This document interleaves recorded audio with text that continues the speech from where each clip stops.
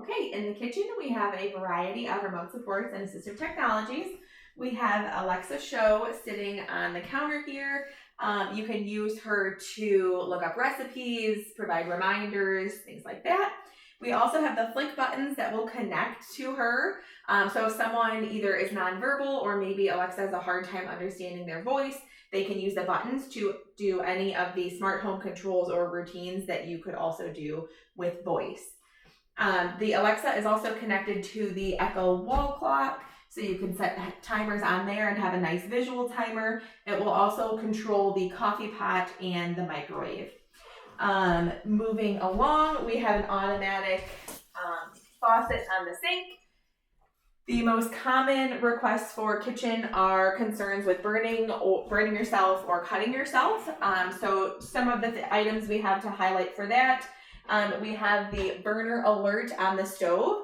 So anytime the stove or the knob is turned on, you're going to hear that auditory beep and then also a blink on the device as a reminder that the stove is still on.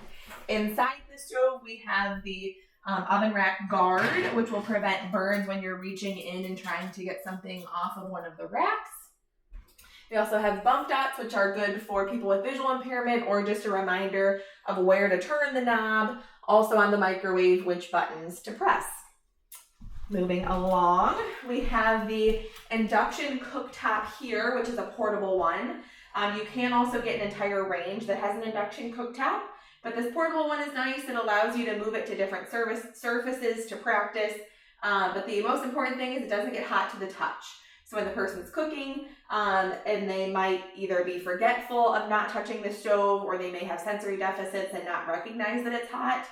So having a cooktop that doesn't get hot to the touch is great. It does require specific pans, but they're not much more expensive than your standard pans. Also in here, as I mentioned, the other concern would be cutting yourself. So we have a lot of different options that can prevent that. We have cut gloves, different rocker knives, Montessori knives that can all help with independence with cutting and meal preparation. Lots of jar openers, can openers. The visual measuring spoons are a favorite of mine. So you have 1 cup is a full circle, half of a cup is a half a circle, a third and a fourth, respectively.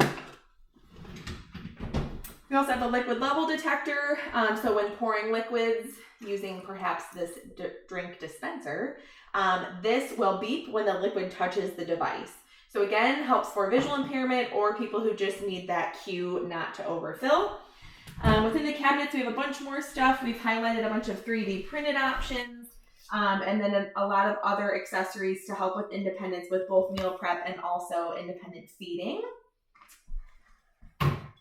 In the other cabinet, we highlight more switch adapted options to increase independence in the kitchen.